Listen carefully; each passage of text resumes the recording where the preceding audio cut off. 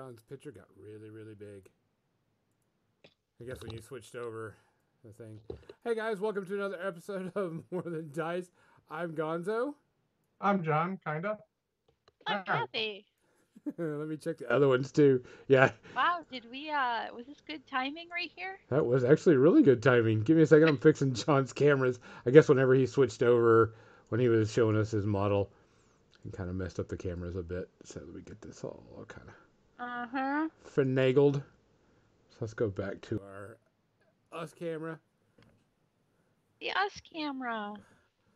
Yeah, I'm gonna have to refix. I'm gonna have to fix the audio version on the intro music because something's wrong with it. um, but of course, I didn't have any time to work on that. Legionnaires is Captain back to Busy ice says the cream. volume's all over the place now. And Legionnaires just got back with ice cream. Well, nothing should be anything. Finion says the intro has always been way louder than us. I don't know why. Yeah, I'm gonna have to get working on that one because there is something wrong. I It's a think because window that's thing. desktop audio, maybe. No, it's not. Which is weird. It's not the desktop audio. It's the media source, and I can't hear it whenever it's playing now. So Uh-huh. it's kind of weird. Like our outro music is fine, but our intro music, there's something wrong with it. I'm gonna have to work on it when I get a little bit of time. You know, back. I was gonna do that this a few weeks ago that we were doing this, but that kind of ended everything. Guys, welcome to episode 147. 147. 147. Today we're going to talk about the news about AMG picking up the Star Wars license from Fantasy Flight Games on their miniature games. But before we do that, let's go ahead and get to our business. We want to thank Muse on Minis for hosting our files and putting out there for everybody to hear and see. Um, Then we also want to thank Creature Caster, which we will be showing a few models off because we are a creature creator, and I picked up a few of those models for the new Judgment line. We want to thank Muse on Minis, Lynn, the awesome lady that she is, um, Metalhead. Metalhead Minis. Um, and she has been so nice as to let us bounce off of her store to sell some of our product and everything. And of course, Dan from Tectonic Craft Studios for providing And great MDF terrain and other MDF things. We want to thank them a ton. So, guys, John, do we actually have any shout outs that I need to know of that we've been having for like the last 2 weeks? I mean, we did one last week with Kathy Oh, did you? Paints for Alex Trebek, which I think is the biggest one. I don't recall any others. I mean, honestly, unfortunately, a bunch of people died, but Correct. yeah, Off not the top of my head, I'm not thinking of any, but yeah. I'm not thinking much of it either. Um, Kathy, what are you drinking today? oh, I've got hot tea right now, but I also have a rum and coke waiting for me in the wings. You're not finished that rum and coke yet? Or did you buy another bottle? You bought another bottle? It's ongoing. It's ongoing. It's just mysteriously when it gets really low, it just refills It itself. just, yeah, it's weird. It just appears on the table and it's full again. The never-ending rum. John, what are you drinking tonight?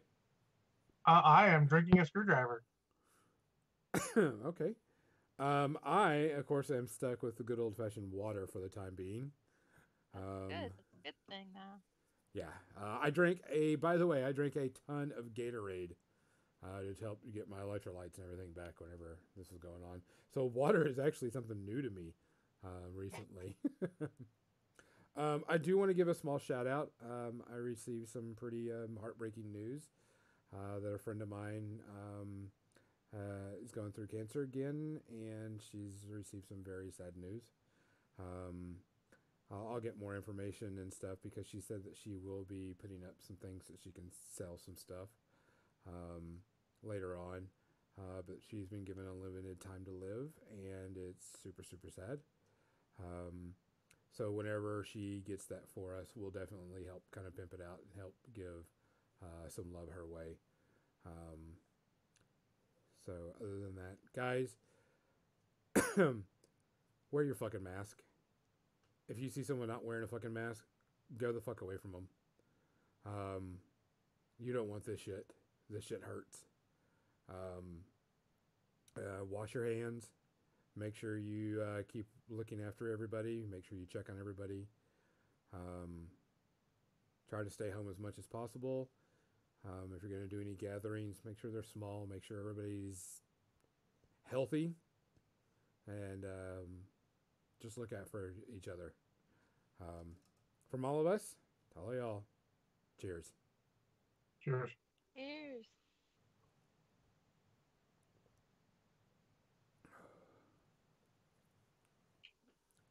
All right, let's switch over to Paint Cam. Oh, I figured I had to fix everybody's screen. Totally forgot about this one. So, at the beginning, all of this, I actually was doing some new printing, and one thing for John because John really liked it, and I thought it was super super cool. And then one thing for me because I'm thinking about using it in a Kings of War army, and then one that's just like super super awesome. And it's just like a really cool miniature. But of course, I can't just have it as a normal size miniature. I have to supersize everything. I mean, Gonzo, you could say I really, really liked it, but really it's more like I just barely liked it. Well, yours is. Let's see. You barely liked it. I did. See, I get it now that you told me that. Yeah. Yes. I'm slow. I've got a little bit of cleanup work I can see, but it's not a big I'm deal. so slow. But there's a bear cavalry model that came with the barbarian pack from one of the Patreons I'm on, and printed this He's off a for John barbarian, John. Yep. Indeed, barbarian. with a spear. How's it coming through on the screen, by the way? I can't see. Am I okay? Is Yeah. that good? Okay. And so I'll get this to you once I have a few more things printed. He Oh, also you have has the a. autofocus on. Is it? Dang it. Okay, hold on. Let me fix it. Oh yeah, it's Flipping out. Oh, good. sometimes it's hard to tell if it's that or my eyes. Nice. Oh, I know. I know it is. Let me turn off autofocus. I was just having this conversation with somebody else. It's always every single stream is playing with the focus for a little bit. Yeah, there's always something that goes on with it. So typically, Kador has bear cavalry. Geez, that would make me almost want to play. of course, it's going to be a little hard to see because I haven't primed it, but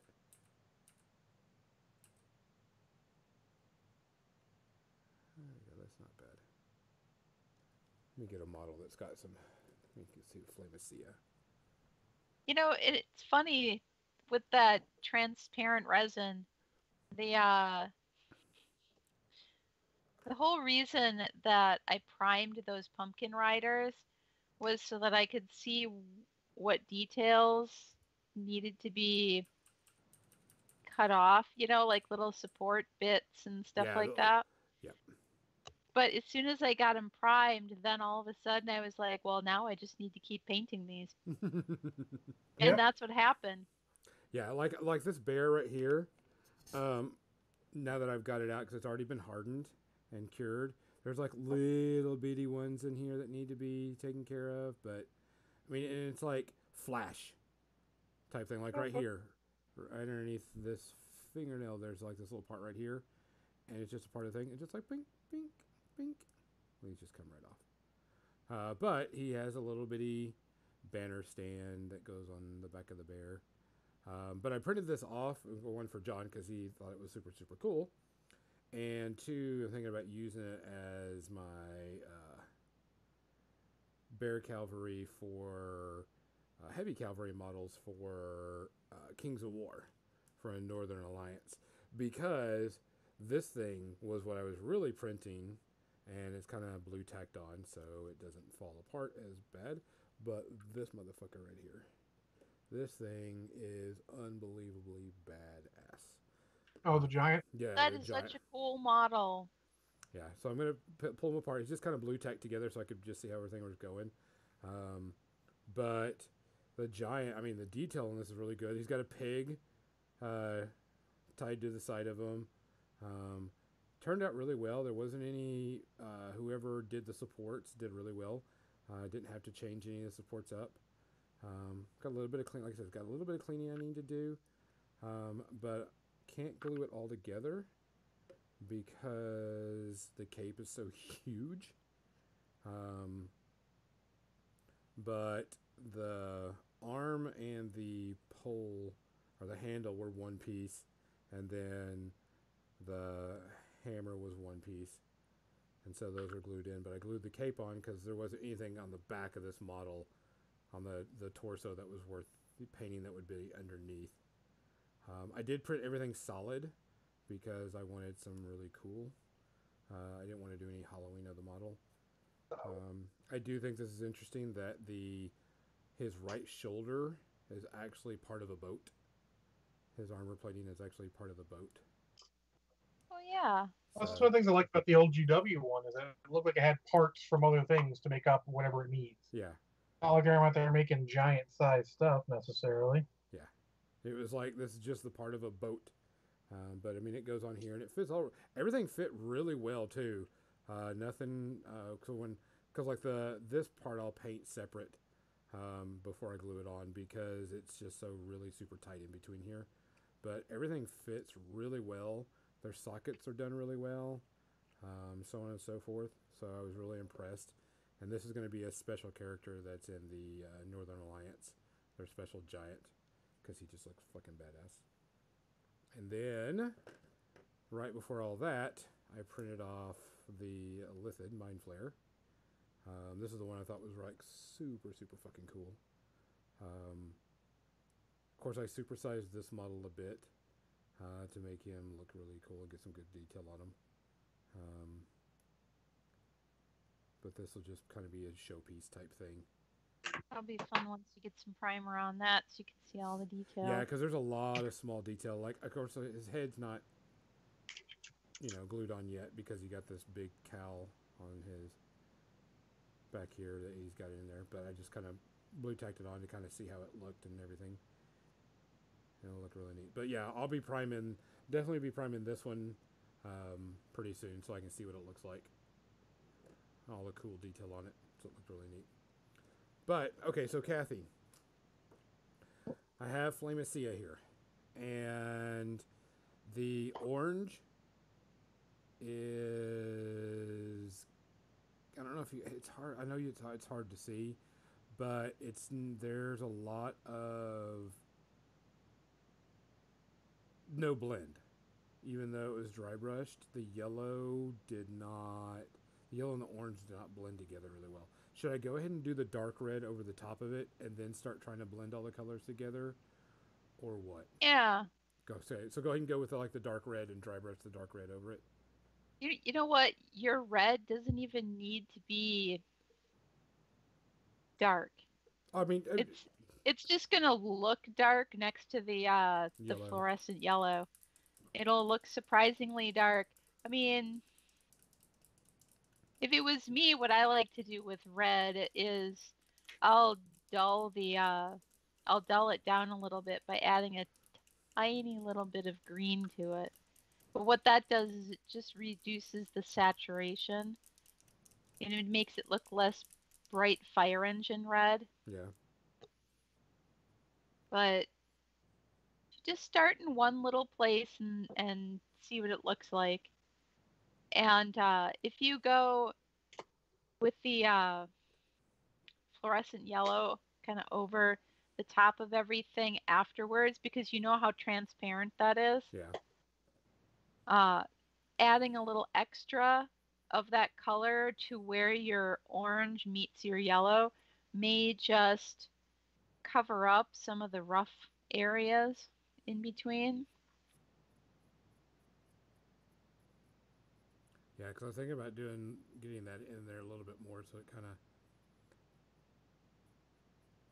blends it a little bit better.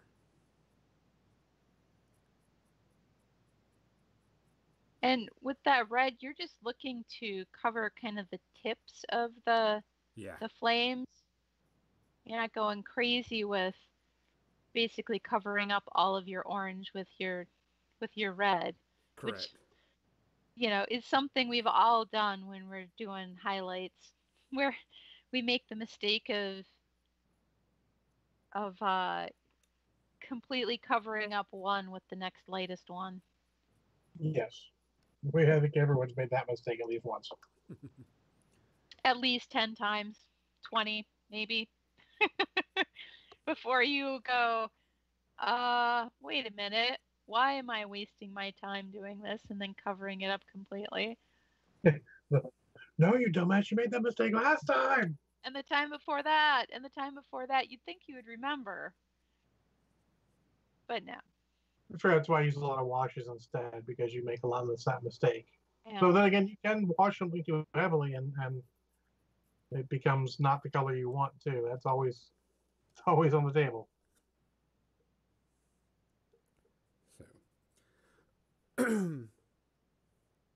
all right. So, our topic for the day is this week Atomic Mass Games and FFG, I guess, whatever they worked out.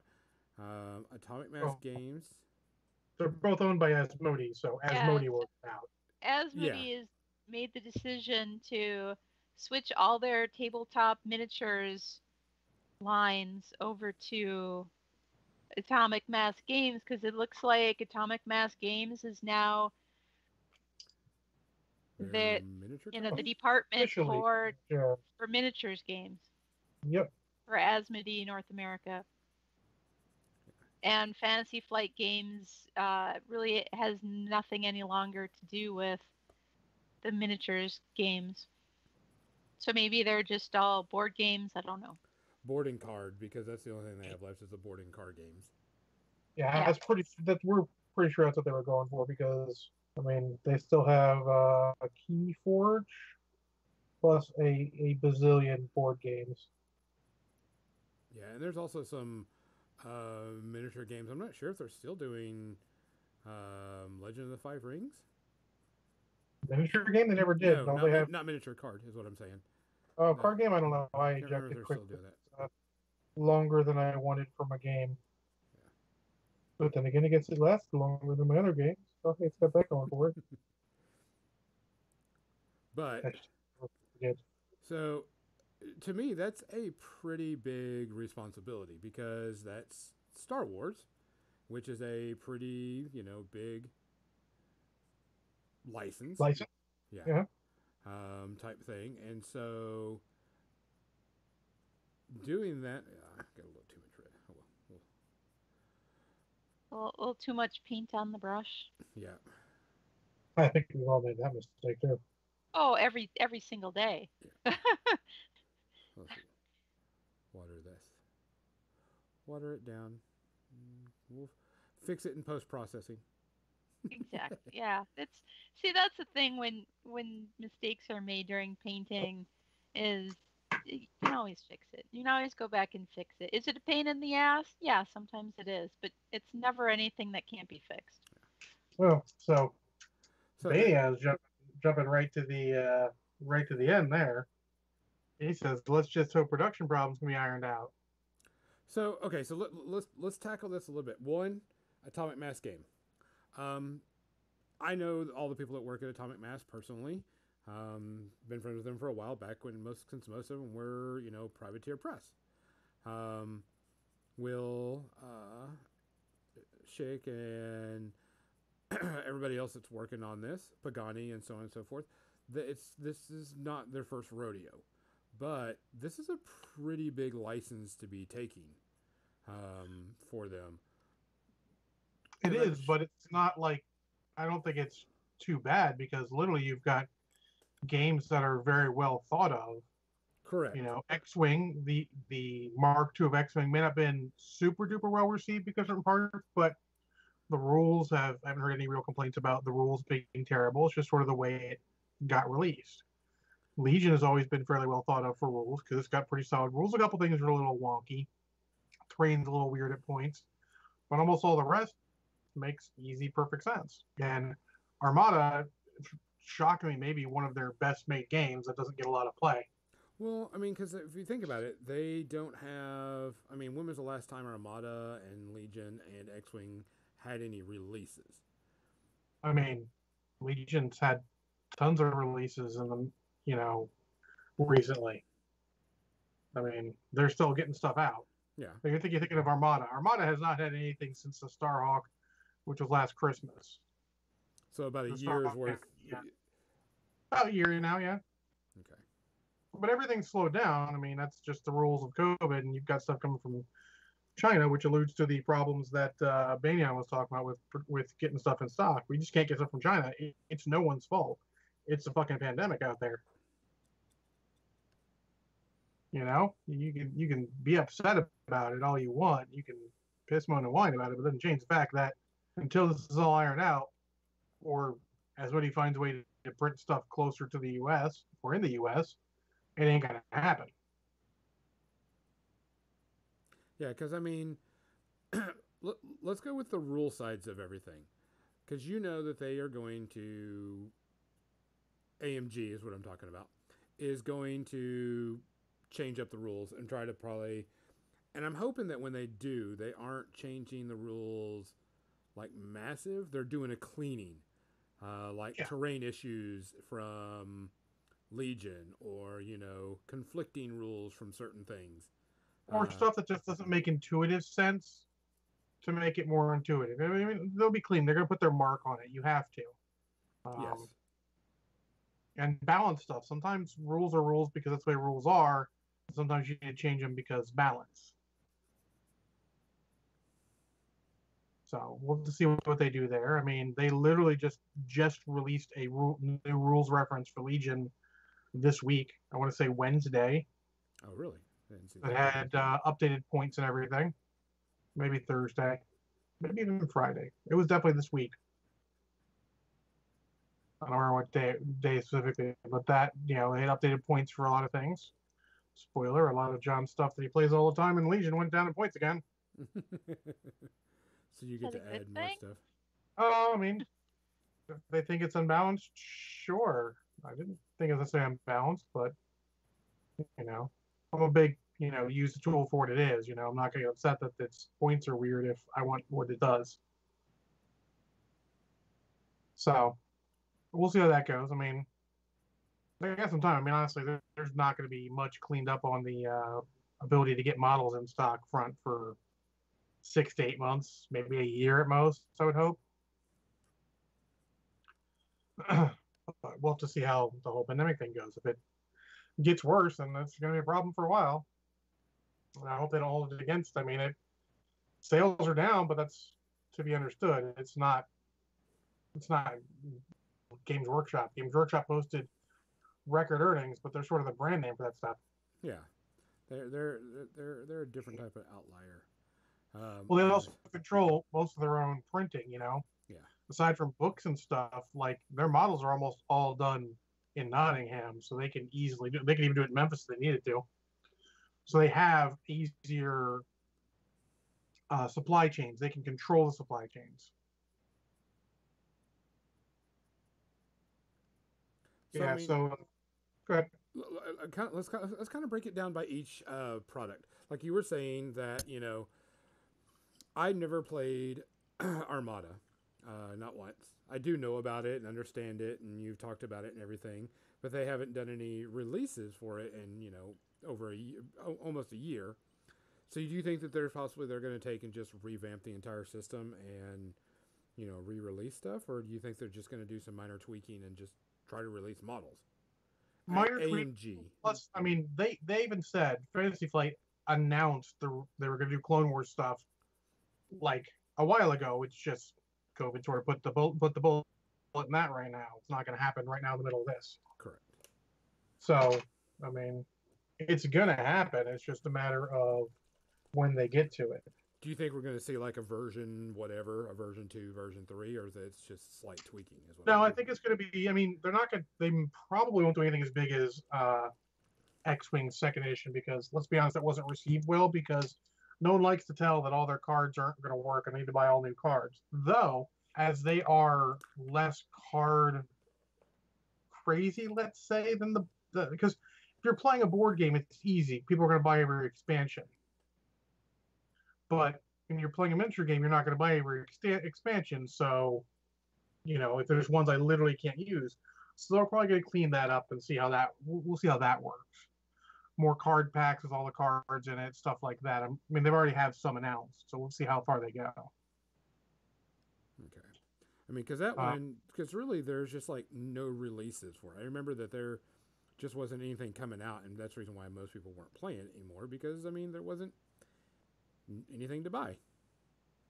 I mean, yeah, any game that doesn't have anything to buy, you're not going to make a whole new army. You're like, I got my army, we're good. Yeah. And part of that is the fact that, they release with so few armies. When you expand, then you can get more stuff going. That's sort of always been the Star Wars problem. You release with 2 factions, and then you're like, we need more factions. Yeah. It's kind of the negative of Star Wars is there's limited factions, because there's, it's not like you're going to bring... Well, the multiple errors makes it easier now. I mean, because now you can start a game with 4 distinct factions easily. Yeah. And that'll work. 4 is what you need. You can get by with 3, 4 is better. You probably don't want to go much above 5, really, to start. But we'll see how that goes. What do we want to talk about next? I wanted to go with Legion, because Legion, you and I both play Legion. I haven't played it in a while, of course. It's kind of died in our area, but I know that you're... Well, even before COVID, it was dying.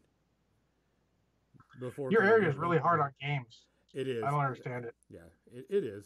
But before COVID, it was even starting to slow down and die. And we didn't have a lot of people playing it. Only like 5 or 6 people. And it started to slow down a bit, too. Is it kind of a small community where you are? No. Of gamers? No. It's just everybody's really fickle. Really fickle. Yeah. It's usually either 40K or nothing, really. War Machine Hordes is still decently. Marvel is okay, but it's like really, really fickle around here. Really strange. Yeah. So Legion's in the best shape in my opinion. They just released an updated rules document. They just adjusted points again. It was already, in my opinion, the best made of the 3 games. It is a fun game to play. I mean, I like the mechanics of it. I always have. Yeah, I enjoy the hell of it. I think it's really fun. Yeah. I didn't have any. There was John and I kind of hit on this in the pre-ramble, because we were talking about some stuff.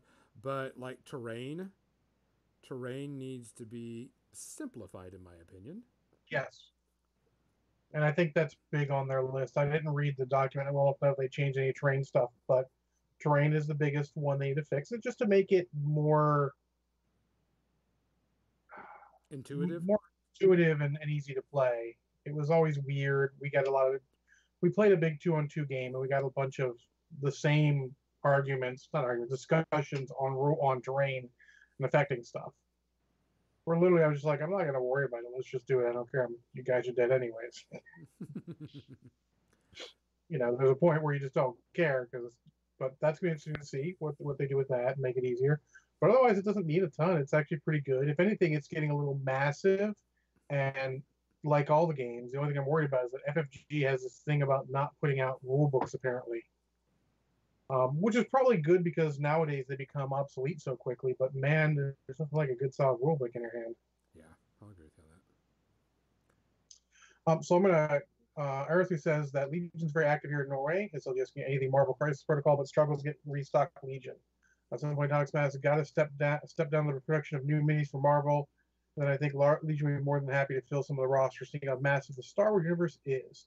So yeah, that's not actually anything to do with models made. I can tell you from experience, they have tons of models in advance ready to go. They do. It's just production, getting it from China is the problem. I think Marvel Crisis Protocol is getting in better because it's easier. It's a bigger name, and it's less needed. It's not as intense. For the time it takes to make 1 box of the new Legion stuff, And we don't know how they're making it. If they're making, people are hoping they're going to make some of the old stuff like the new stuff, which are more multi-piece standard plastic, not the old bendy sort of plastic. Yeah. Plastic, but we'll see. But they definitely do need to look at, and this is an Asmodee thing, not anything Atomic Mass can do. So I keep making that clear because I don't want my boy Will to be upset because people are throwing under the bus for stuff they can't control. Correct. It's all a global pandemic Asmodee problem. Yeah, I mean, we don't fault them for production or whatever type thing because that's out of their hand. Because it would be different if we were talking about rules and the entire Legion book got rewritten because they scrapped It's electronic. It'd be okay. Do what? It's electronic. It'd be okay. Yeah, because then you could just make Just those changes anytime. Yeah, I mean that would come with new packs for units. I wish they would do that one. I hope if they do it, they do like a Mark II thing, or like even what they tried to do with Mark III for Private Press, which is a good idea. Put card packs to new cards because things have been changed in points and rules enough that I would like to have appropriate cards. Or make a builder. I know that's the new thing and it takes money, but if you make a builder, make it moderately priced for Christ's sakes. Weird managed to do it for fucking $10 or something. And if they can do it, yeah, if they can do it for $10, you can do it for $10. Maybe 15, maybe 20. If you make it a one-time fee, you can go decent. If it's, I'll be honest, this even though War Room is probably the gold standard for program, it has way more functionality than you need, and it is way too fucking expensive. Because you know how we are. We don't want to be like, well, you got to pay for this and this. They're like the microtransactions of army builders. We don't want microtransactions. Just give us the whole goddamn thing. Because we may need to theory craft. We may need to see what our opponent's stuff does. So those are two ways they can get around that. We'll see what they're planning on doing. I'm sure it'll be a good 6 months before we hear anything. Maybe February at the earliest. Maybe 4 months or so. We're not going to hear much till then because honestly, they're going to ramp down for the holiday season, and then we have to see how things are going, and they got to get some time to get their ideas together. Yeah, because I mean, so we went through a Legion, and I think Legion, to me, the rule set was pretty good. Everything was pretty solid. Just minor tweaks, like we were talking about, and I think terrain and some line of sight issues were a big problem that I saw. It was like line of sight for certain abilities, and I was like, why doesn't this require line of sight? And some of those rules are intentional choices. Some of their weird line of sight rules are intentional choices. Correct, but I mean, to try and prevent bullshit. Yeah, we'll say bullshit. I've been drinking. We'll call it bullshit. So we'll see how that goes. I still maintain that if you take every factor into account, ease to play,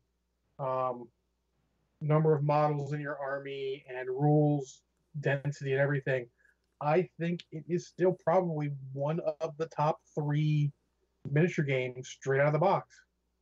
Oh, it's easy to play out right outside of the box, and a decent playthrough too. It's not like, oh wow, this is pretty cool. I can't, I feel like I'm missing something. No, you get pretty much whatever you want right out of the box. And spoiler, if you guys want to know the other two, one of them is Marvel Crisis Protocol, but it shares a lot with Legion. There's obviously an inspiration, and the other one is Malifaux. What was the other one? Sorry. Malifaux. Okay. Still have never played Legion. 40K is not easy out of the box. I mean, it's really easy, but it's the model count kills it. Because I take that into account. Because Malifaux's got a good, solid, that middle between sort of Marvel, actually in the area of Marvel Crisis Protocol model count, where Legion's sort of like that next level.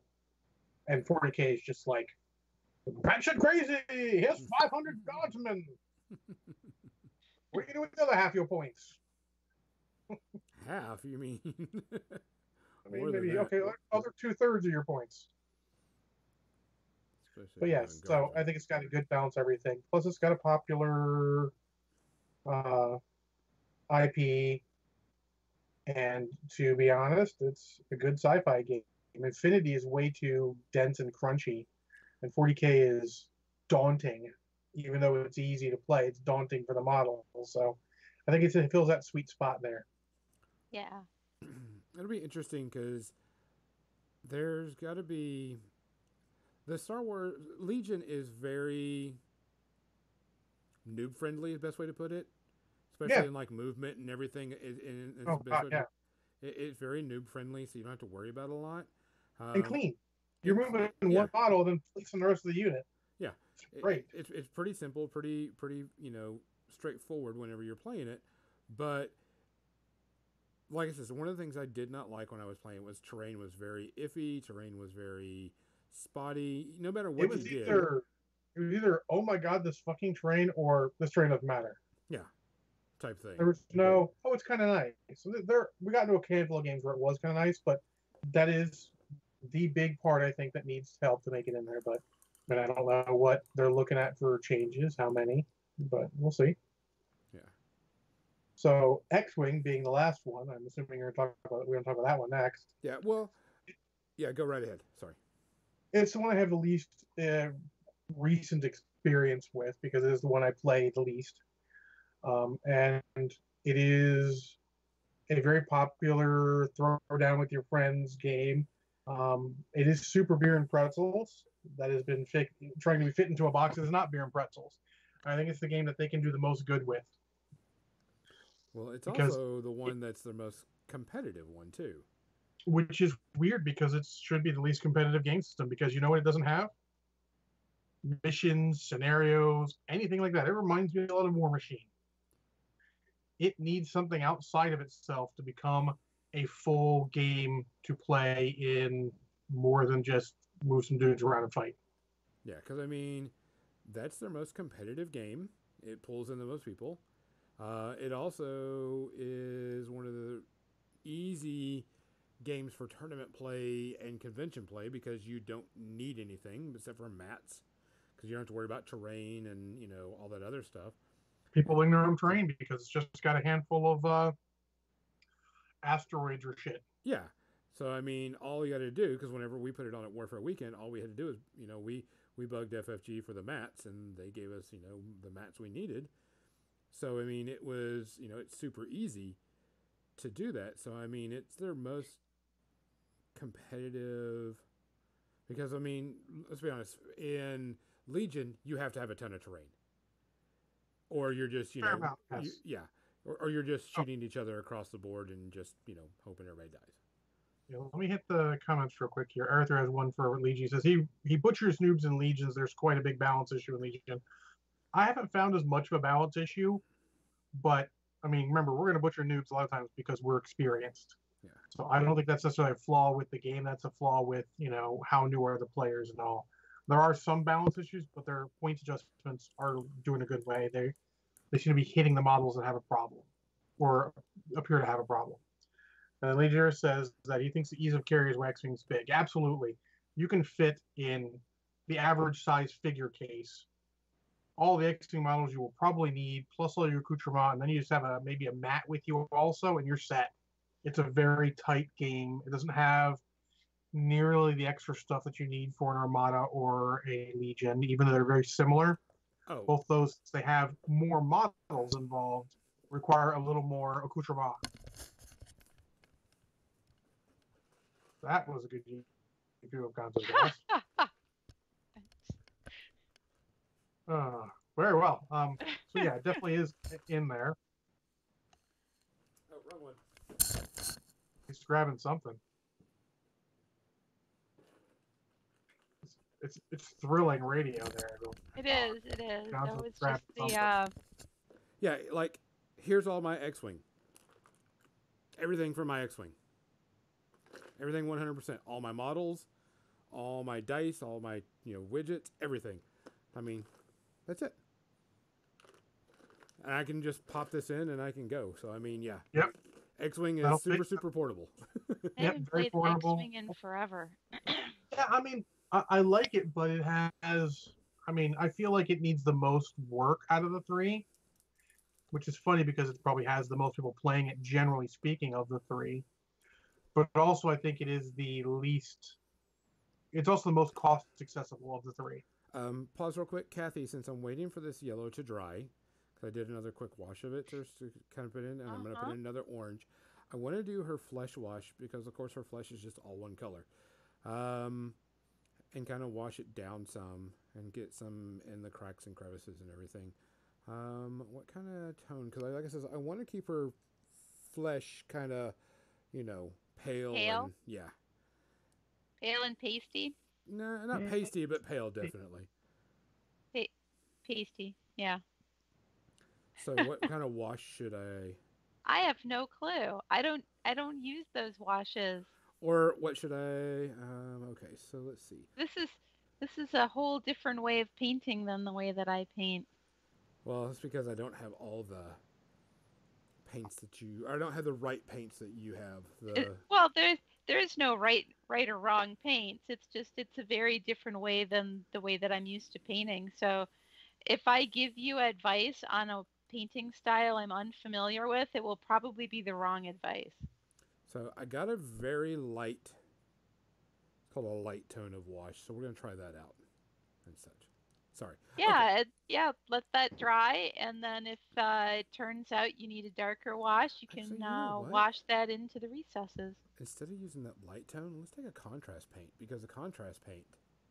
What's Sure. that skeleton horde? Careful because you know it's going to stain the upper part too. So be careful Yeah. and make sure it's one. Yeah, I'm gonna take and do like a little part back on her back foot to kind of test it out. That way Yeah. it's not all over the So place. what's the color that you're? It's that contrast skeleton horde, so it looks like a washed bone. Is that like a reddish brown? No? Not sure exactly what color that is, or is it just like a thin brown?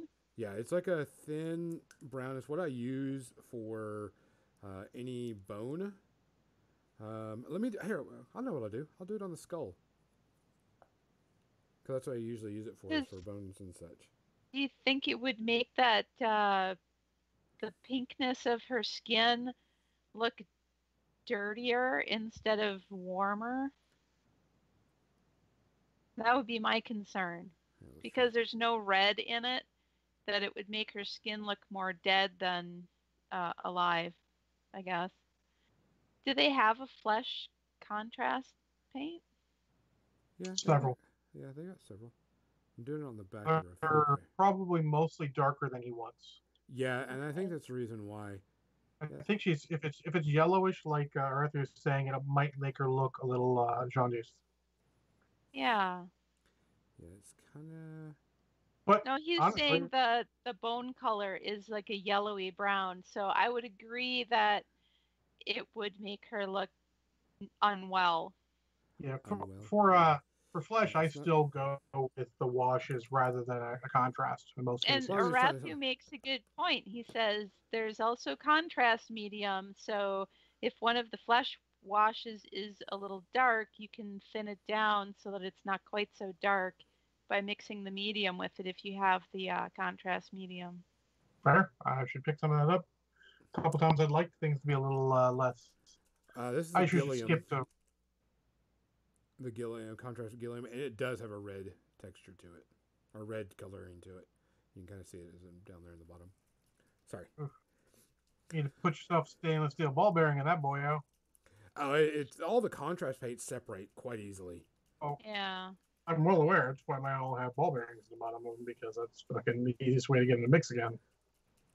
Get yourself an agitator. Yep. Don't just meet me. Agitate it. Just agitate it. Just swear at it and shake your fist. I do that anyway. That's what we call agitating. You're not wrong, but you. Arathu says that is the reddest of the contrast skin colors. Yeah, and it is like really, really red. And is. Do you have the medium as well? Maybe she'll look sunburned.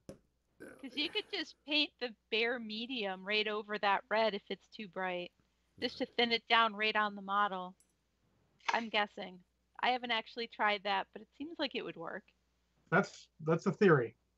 Let's try the theory. You could also, technically speaking, water it down. It just becomes a good wash then. But at that point, shouldn't you just be using Ogren Flesh or what's it called now? Reichland Flesh Shade? Yeah, it's I gonna. mean, but the property of it is still different. The way it plays on the surface. Fair. What about Sepia and Sepi? Sepia. Ooh, Sepia's yellowish. It's going to do the same thing. Is it? yeah. Hang on. So there's three flesh tones, right? Oh, yeah, there is one. Nope. Hold on. No. So Arathis' dark oath flesh is what I think would be best contrast for a pale model. So do you have dark oath flesh? Nope. Yes. It's not going to help him. John does. I also Very have, helpful. I also have Fire Slayer Fresh. Fire Slayer Fresh. Fire. Yeah, I don't have a lot of GW normal Drink paints. some more, John. Oh, I do have contrast medium. I don't know why I didn't know I had a bottle of that. No, I don't have a lot of GW paints. But yeah, I don't have many either. And of the contrast paints, I have exactly 0 in front of me. So. Yeah, I mean, I like them. They're good, but sometimes you just don't want them for that. Like, I want to try a turquoise on something where I paint it very light blue and use the turquoise contrast paint over it. Oh, I love that. That's my favorite one. That's Or I the could Achillean just- green. Or I can just paint things Or- turquoise. Achillean blue? Or Achillean green. But it's really more blue. There's one that's just literally a turquoise one. It's totally turquoise is what it is. It's like a blue green. okay, sorry. Let's go ahead and go back. Let's finish up the discussion on X-wing because we got started on the. It's all good. Yeah. I'm gonna blame you for that, Gonzo. Yeah. I sorry I had to. That's all right. Didn't say you were necessarily anything wrong with it. I'm just blaming you. Because I'm an asshole. I usually just pick someone in chat to blame. I'll blame you, Captain Mizzy. Because that's easy peasy. Damn it, Banyan. Why you Yeah. gotta be like that, Banyan? Turn Oh, it on. Arathu says, pick me. Arathu, it's all your fault. Okay, actually, it's like tear down turquoise. It's literally a turquoise. It's very dark, though. You want to put it over something very light. I tried it as a wash on my turquoise, and it was a little darker than what did I do now? You're only paying attention when we're talking about you. I see how it is. Uh-huh. I do like, at least on camera, how that's turning out, Gonzo. This one turns out this is just the flesh wash from Army Painter, and I was like, it's darkening her skin, but it's not darkening it so much that it looks like she's tan. You know what? It's giving her some color too, and Yeah. you could even take just the damp brush with nothing on it and go across the top of her thigh to Ooh. wipe that off the top of the thigh so that it's looks like it has a highlight there. There Gonzo, go over the top of that thigh. Yeah, baby. Sorry, we hadn't made things creepy in a while. I had to make it creepy. Oh, I mean, if you want creepy, just come into my painting stream and, we'll talk about, when you have to flick the nethers. Because, there's some models you just have to flick some paint on the nethers. I mean, I prefer to beef the nethers. Nethers could use some beef. All right, I mean, you beef them and you flick them. It's a whole. There's a lot of things you can do there with this. Personal preference.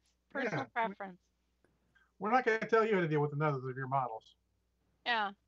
We're just give you suggestions. It's really personal choice. I myself on Carl Thulu, I will be painting a Hello Kitty on his nethers this week in my stream.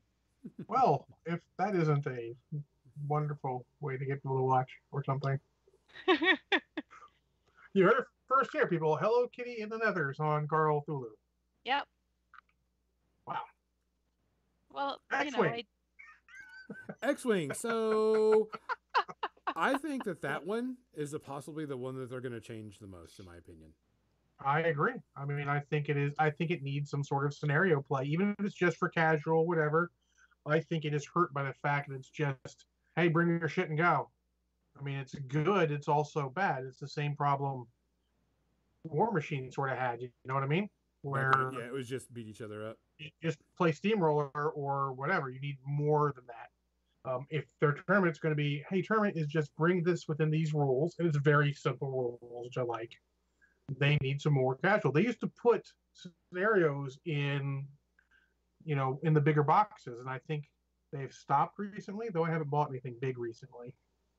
I think they need more of those because me and El Marshall played those one day at his house, and we got all the way up to the one with the Rebel Transport, and of course the problem with that was it required 3 Rebel Transport, which is horse shit. But I mean, even if I bought one and he bought one, we're still talking 2. Yeah. But so we got there and we had a great time. It was a great day. We did some silly stuff. A lot of fun with the T-70 X-Wings. It was super fun, you know. I really Legionnaires has got this experiment. Let's do this. So Legionnaires thinks that X-Wing ropes in the competitive players and keeps them in a little box. Yeah, that's cool. But what are the rules for playing not competitive? Spoiler: it's the same rules as for playing competitive. Just you fight until you're fucking done. You don't care about the victory points at the end because boom. They need something more to it. I hate to say it, but part of the thing is X-Wing's only going to appeal to a certain amount of people because when you go into a tournament, it is just fly each other murder, which is fine for a bit, but I want more than that. Having played all the scenarios, there's so much more to the game that you could do. You know, they could take a page from Wings of Glory, which used to be Wings of War, which X-Wing is so similar to. Yeah. Where they actually have campaigns with little scenarios and you know, rate things where you're actually going down and attacking things on planets and stuff. Yeah, I mean, you can make it so that like, okay, we're in a planetary atmosphere.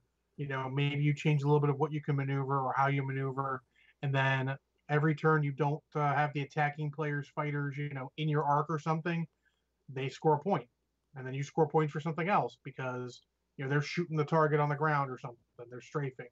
Or there's or it's a space station or whatever. There's ways to do it. There's lots of stuff there, and you don't need to do it for competitive players. You can do it for the casual players. It's sad that people couldn't feel like they could come up with these things on their own. But it is nice to have pre-made campaigns or campaign suggestions that are there in a book. We made up our own campaign ideas. You're right. You're absolutely right. You've hit the problem with miniature gamers. I won't say as a whole, but a large selection of them, and they don't come with their own campaign so much. And God bless them, some of these companies try and put them out, and then there's only a small selection of people that they apply to, which is why you didn't always put them out because there's only so many people who are going to play it. So it's you either have to find a way to get the average player to want to buy this supplement, i.e., the 2 Armada campaigns, which are both very cool. And hats off, I bought both of them immediately because I want to support whoever the fuck is doing.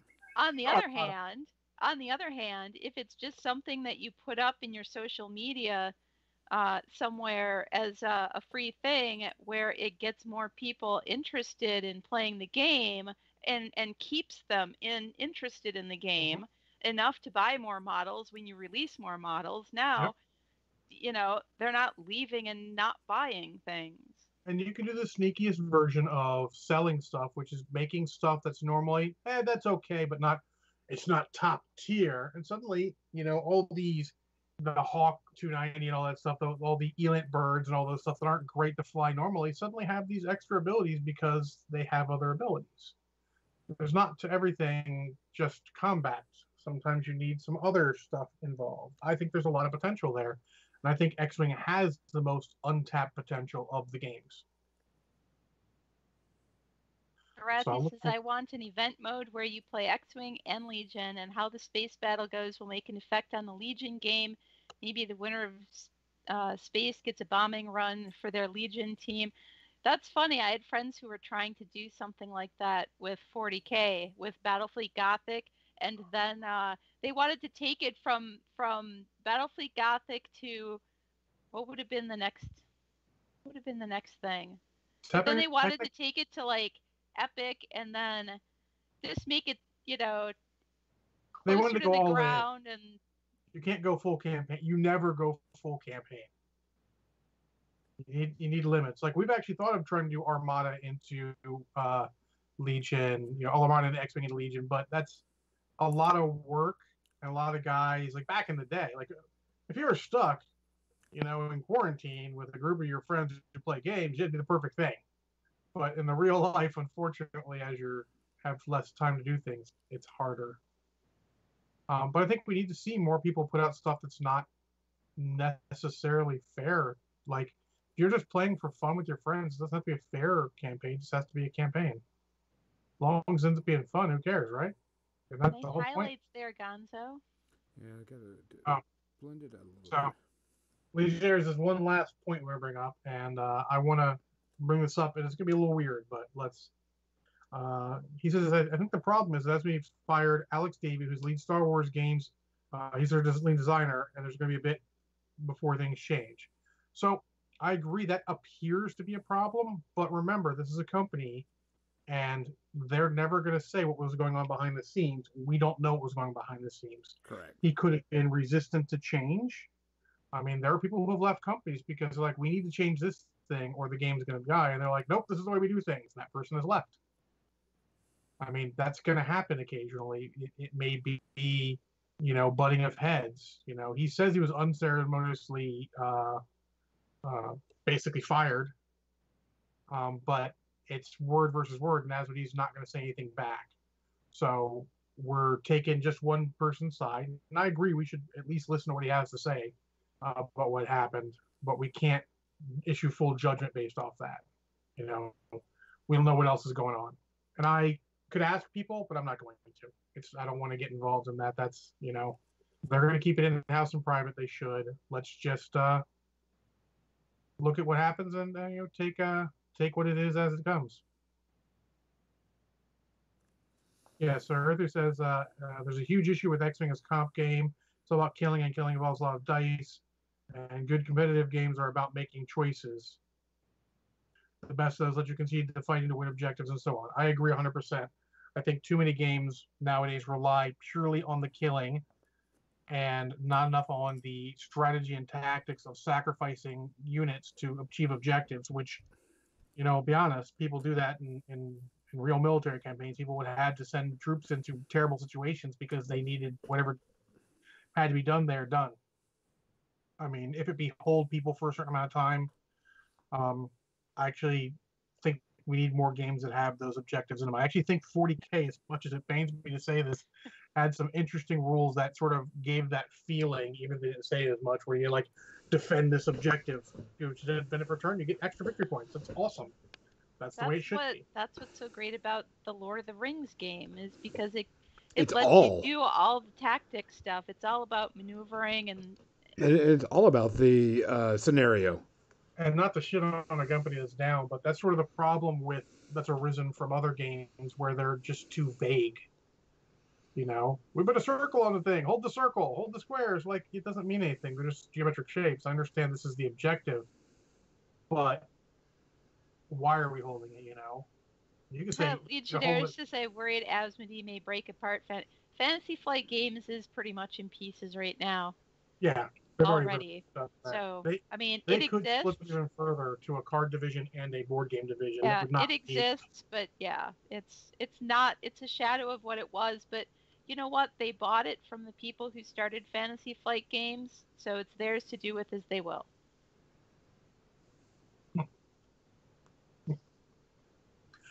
We will have to see how they. And all the people that I know who worked and started Fantasy Flight are gone already. Yeah, that happens in a lot of companies, unfortunately, when you go public. It is the one maybe best thing that Matt Wilson has done with his company is kept it his.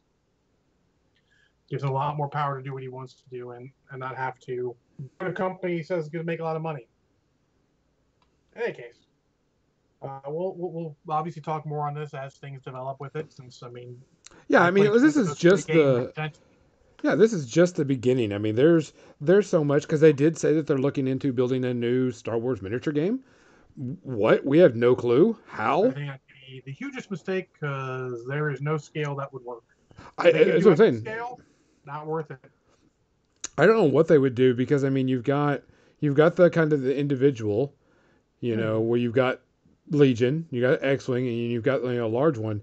I'm not sure, but they are saying they Okay, are looking epic into Star it. Wars would be terrible, and I think it's not. It's not going to work. That's not what Star Hey, Wars it's the is about. media section. Yes. So it's all in the beginning. We'll just have to wait and see how it goes. I'm sure we won't hear anything for another 6 months, probably, give or Yeah, take, depending on how it's going. 3 to 6. We Um, definitely think drop something February. We'll I, see. I know we have quite a bit to talk about, but there's something I want to talk about that came up recently with a couple of people. I told them to watch a show, and at the ending, the show was very, very sad. And so my thing was, it's supposed to be sad. It's supposed to make you feel sad. It's supposed to make you feel um, some emotion for it, and that's the point of it. It's different between feeling sad because you're watching Cats and feeling sad because something bad happened in the show. No, it wasn't Old Yeller, and it's Old Yeller still, does make me feel sad, though. I'm not going to but lie. it's Todd supposed Brown. to. And the thing is I want to feel that. The one of the things that I hate when I watch a movie is I watch it and I'm just like, yeah, okay, everybody lives, everybody dies, yeah. I want to, I want them to make me feel sad, happy, root, yeehaw, so on and so forth, and everything. And some people are like, no, I don't want to feel sad. I'm like, but they're Oh, trying to get you to feel sad because of that reason. And it's because the movie's trying to get you to do that, not, just because you're you know, wanting to. I don't want to feel sad right now. I'm not I'm talking. so sad I can look at the fucking news. That's how I'm talking like this. about. Movies is escapism, and it is art to a point, Yes. but you should warn somebody if you're going to show them something everly sad because you can fuck their day, week, month. I saw a simple web comic and it fucking crushed me for 2 days. I had somebody talk about a movie in my chat. I was like, I've never heard of this movie. What is it about? And they told me what it was about, and it triggered me to be crying on my Yeah, stream. yeah. I mean, it could. I just put my visor down and just painted. I Yeah, we didn't don't. say anything. I'm like, okay, this is a movie I don't want to see. Indeed. Correct. And But what I'm saying is, you shouldn't be upset that the movie is trying to make you feel that because the movie is wanting you to feel that. I understand if you're saying that, hey, guys, this last episode is pretty sad. Just be prepared. But well, saying I don't want to be sad because every movie should have a happy ending, every movie should have happy events and everything. And I'm like, no, I want them to make me feel whatever they're trying to make me feel was what's happening in the movie. If it's a happy moment, they've got me really happy. If it's a sad moment, I want to feel sad because It I want to depends feel what on they're the trying to. situation. It depends on what it's about. Correct. There are some movies that will tug at my heartstrings and I appreciate it and the whole story is beautiful. However, if it's dark and gritty and it's making me feel awful aside from being sad, I don't want to see that. I yeah, see enough of that in the real world. it has to be earned or consistent. If it's got those undertones to the whole thing and the ending is earned and consistent with the movie, I'm fine with it. But if it's Correct. not, and it's just sad for no reason, or if it's like some, and I'm going to throw popular media under the bus here, so apologies, not really. If it's some fucking Game of Thrones bullshit, I don't fucking want that. Oh, random character side. No, I don't want that. No, Don't get me involved in the character, have them die for some random ass reason because you thought it's going to add drama. That's not drama. That's fucking pointless bullshit we see in real life where good people die for no fucking reason. We're talking about art and something else. Make it worth it. correct. You That's want to what I'm make saying. you want to do Guardians of the Galaxy 2 where Yondu's death gets me every time, but he fucking earns it.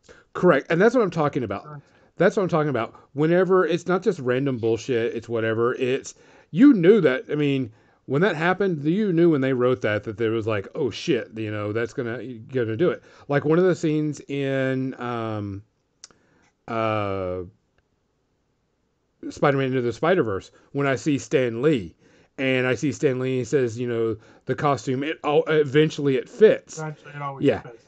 that right there, to me, that was like, cried my eye. I mean, I was like bawling because it's meant to evoke an appropriate emotion, the appropriate Or emotion the they want. Marvel logo during that Flash's scenes during Captain Marvel, where it's got Stan Lee. Stuff like that. Yeah. That's what I'm talking about. That to me is fine. Just doing shit just to do shit is not what I'm talking about. They're trying to evoke a response, and that's what needed to. That I love movies that evoke it correctly. You have to let people know we're all on edge here. I mean, this is Well, 2020. okay. This shit is Sometimes, Here's my thing. sometimes I don't we're want just to. not prepared for a tier Yeah, two. I'm not talking about anything to do with COVID. I'm just talking about the basic movie.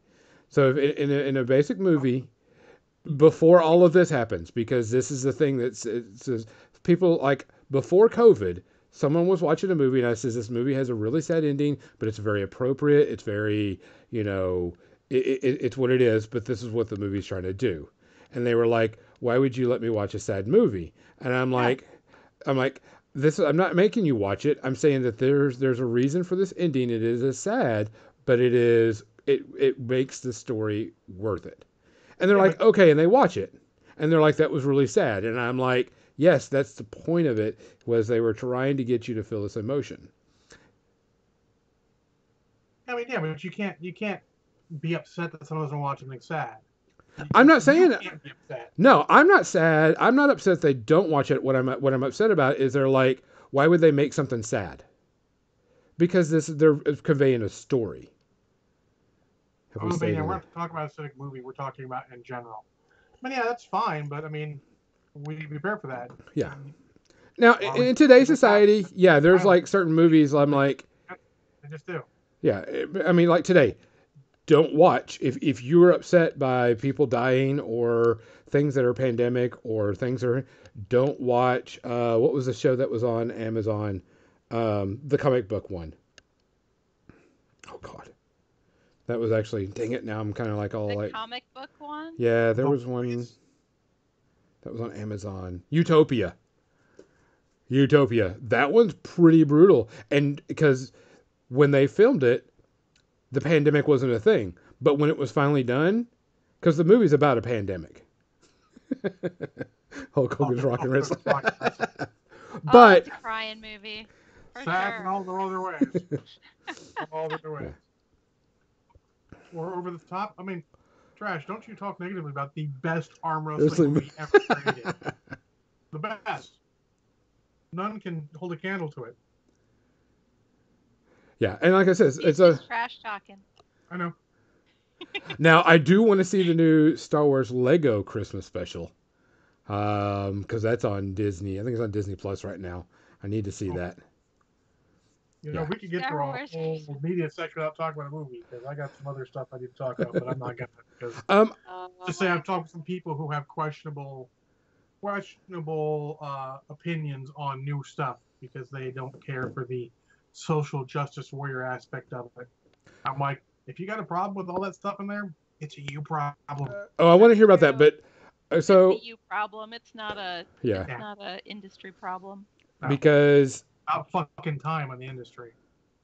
of course, I watched a bunch of stuff, and a lot of it was just things I put on. Like I watched Netflix had Forged in Fire.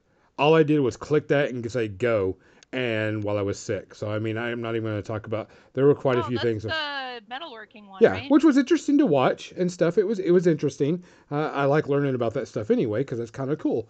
But I'm not going to rate it. There's no reason for me to do it. But the one thing I do want to rate, and I think it was Banyan, or maybe I don't know who it was. Someone showed a video of this Indian Bollywood style movie, and it was a combat that was happening in it. And it is, I'm going to try to, Bahubali. Um, wasn't I don't remember who it was, but I saw a video and it was like, what is this Indian, Bollywood style movie? Because it was over the top cinematics. And Welcome to Bollywood. yes. Oh, it was like, this is the one you've seen the video where the guys get catapulted out of a tree and they form a shield circle and they fall over they get catapulted into the Uh, have you not seen that? Oh my god. So, Gonzo, I've seen clips from the Bollywood Terminator style movie that Yeah. is batshit crazy, and I've seen, I forget what it was, fucking uh Hale Boop sent me one that was a Bollywood police sort of one that was very interesting, but really batshit crazy. Well, so I saw that, and someone says, "Oh, this is this movie you need to watch," and someone pointed it out to me because I was like, "All right, I'll watch it." And it's on Netflix, and it is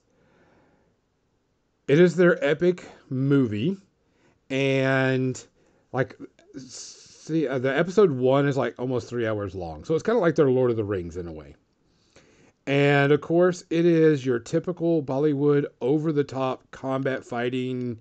You know, I'm going to cut this tree to cut down this waterfall and make all this waterfall kill everybody. And, it's just so over the top cinematics that this fucking movie was badass. This movie was so fun to watch. It was very entertaining. The characters were good. What was going on was neat. Um, there's definitely a theme that if you're a badass sword fighter or badass weapon master, you never look at who you're killing. You just keep your Oh eyes yeah. forward and just,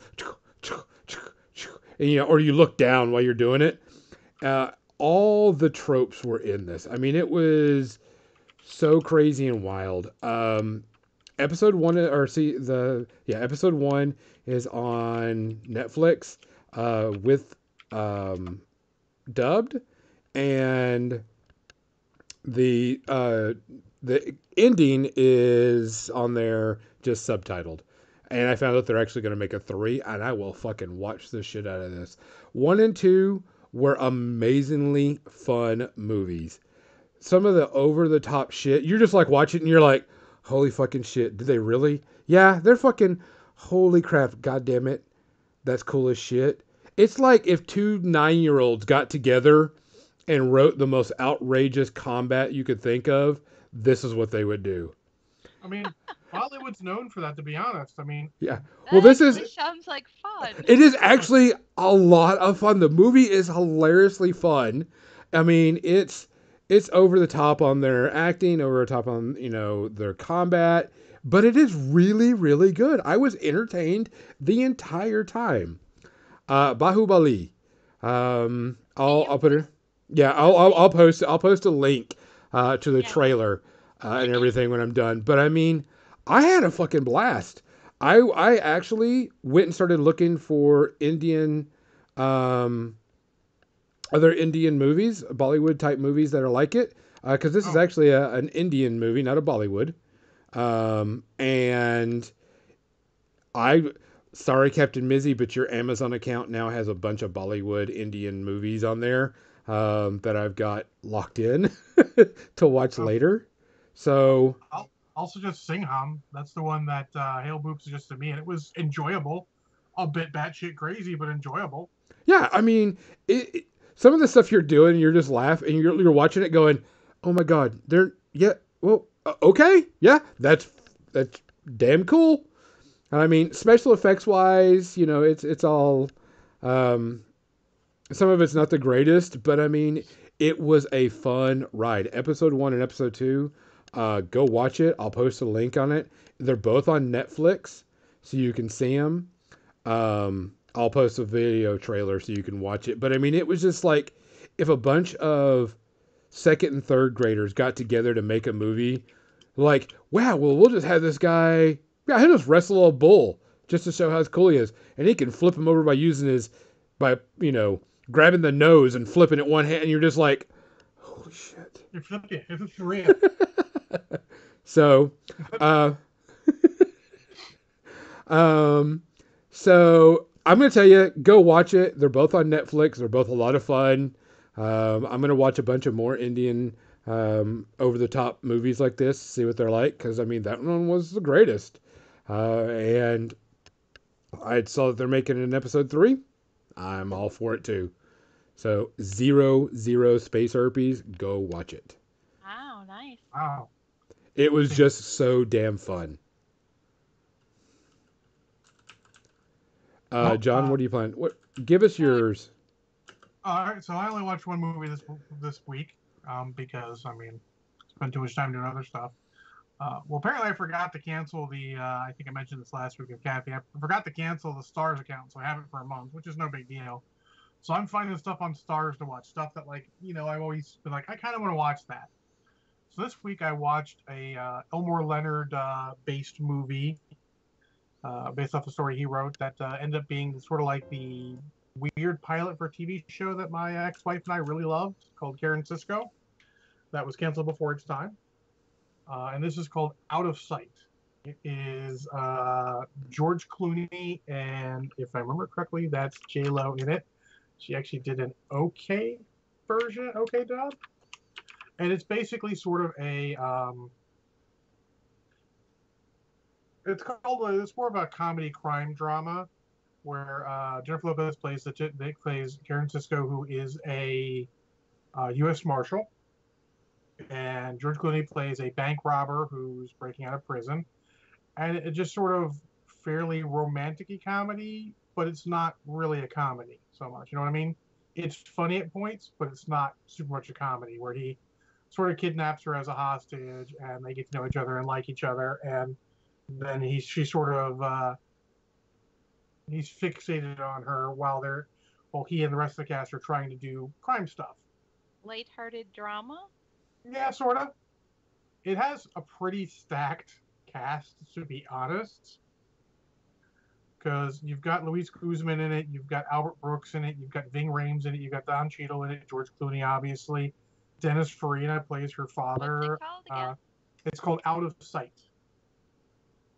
And it was very enjoyable. I thought the TV series was done better, but I think the lead was better because Jennifer Lopez does a fine job in this, but she's not great by any stretch of the imagination.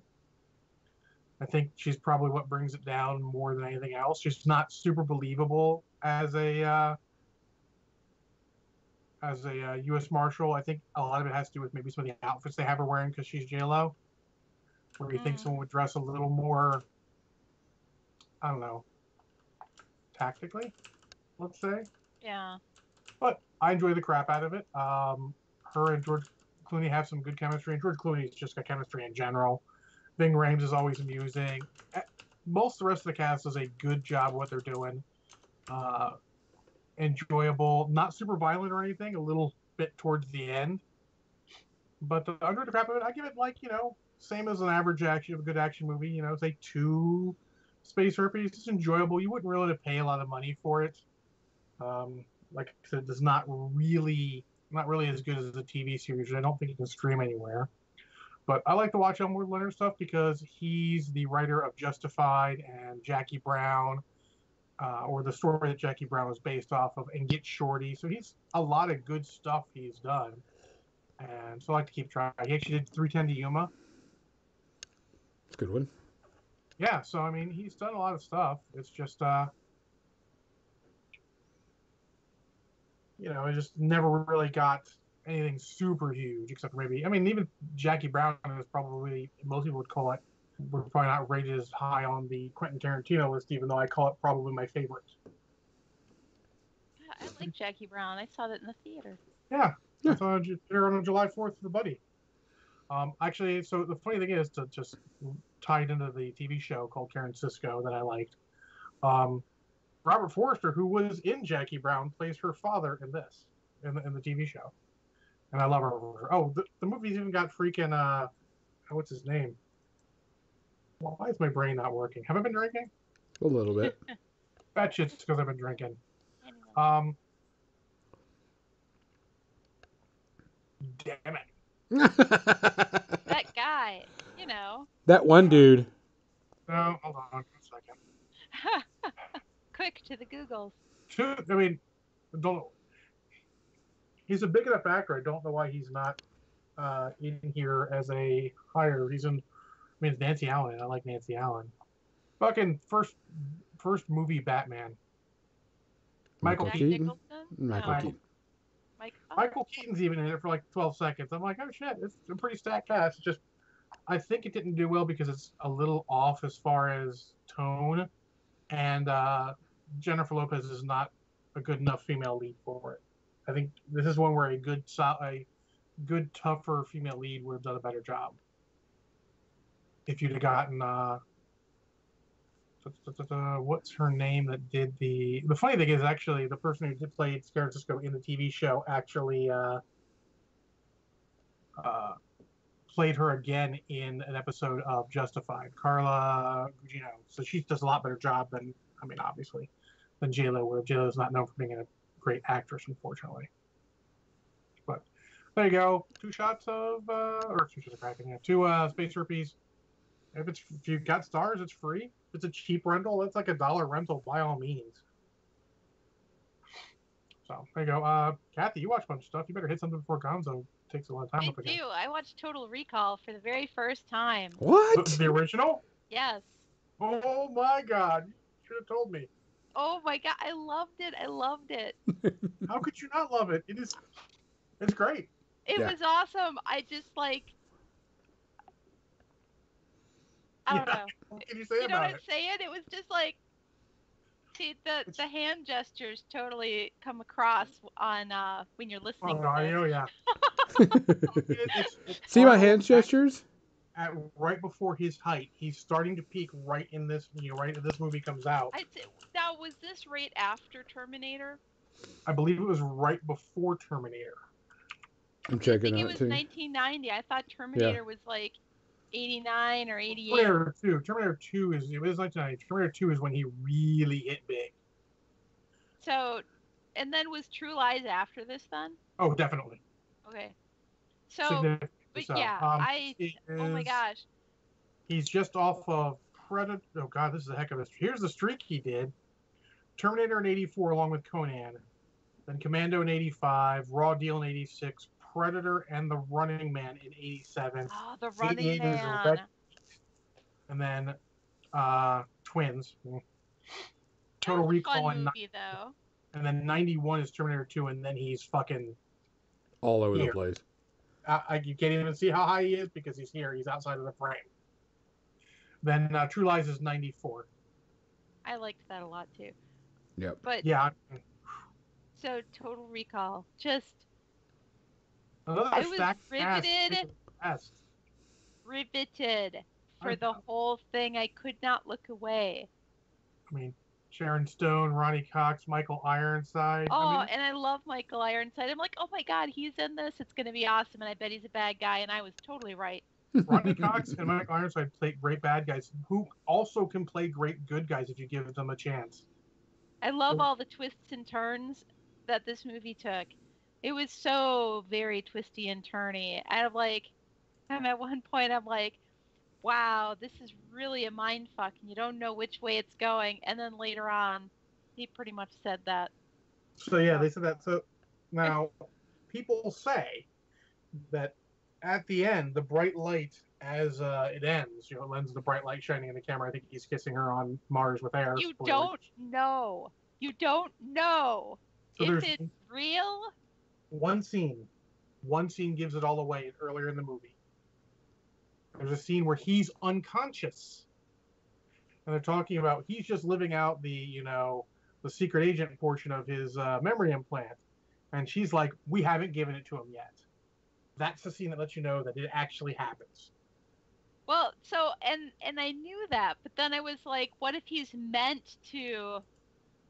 But it's a scene that he's not involved in. That's the one mistake they did, showing that scene. And I think it was it's probably good because it gives it a happier ending, not an ambiguous ending, because I don't mind sad endings. I would have enjoyed it as you don't know if it was real or not, because the entire journey of this movie was just like one mindfuck after another. So that would have been like the final thing, and you're just like, I don't know if the problem is that if I'm dreaming or if I just live this. That Carl Coe was so into it with Arnold Schwarzenegger. If he wanted a happy ending, he got a happy ending because he had that kind of pull with him. Yeah. But I do love Total Recall. It is super fun. It's a fun, great action movie. Pretty much hits on all cylinders. There were a lot of fun actors that made appearances in it.